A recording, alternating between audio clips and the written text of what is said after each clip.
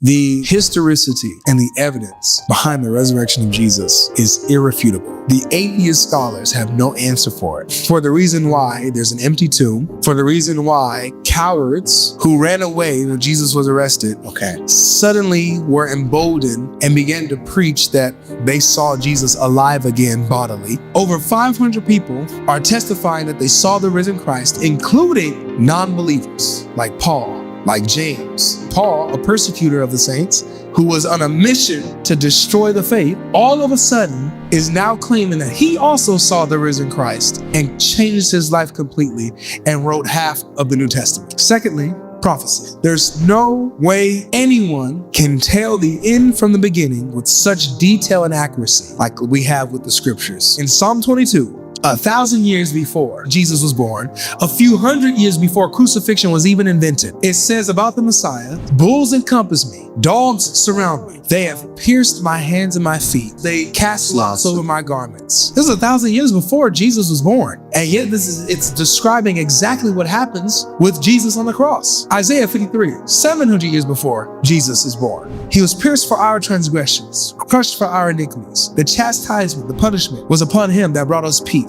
By his wounds we are healed. Like sheep we have all gone astray. We have all turned to his own way, and the Lord has laid on him the iniquity of us all. Like a lamb led to the slaughter, so he was silent. But the Lord says he will prolong his days. This is after he crushed him and made his soul a guilt offering. Wow. So how will his days be prolonged after he was cut off from the land of the living? That's good. He's alive. Oh my goodness. And then it says he will see his seed, i.e. meaning he will see those who followed him in his footsteps, the disciples. This is 700 years before he's born. Zechariah chapter 12 verse 10. I would place on the house of Israel and the inhabitants of Judah a spirit of grace and pleas for mercy. For when they see me, whom they have pierced, and this is Yahweh speaking, Jehovah speaking, they will mourn because they will recognize this is the Lord of glory when we didn't recognize him. Pleading for grace and mercy. Prophecy, all connecting. Let's go back to the Torah, Genesis chapter 3, verse 15. He says to the serpent, I will put enmity between you and the woman, between your seed and her seed. Now, last time I checked Ezekiel, women don't have seed.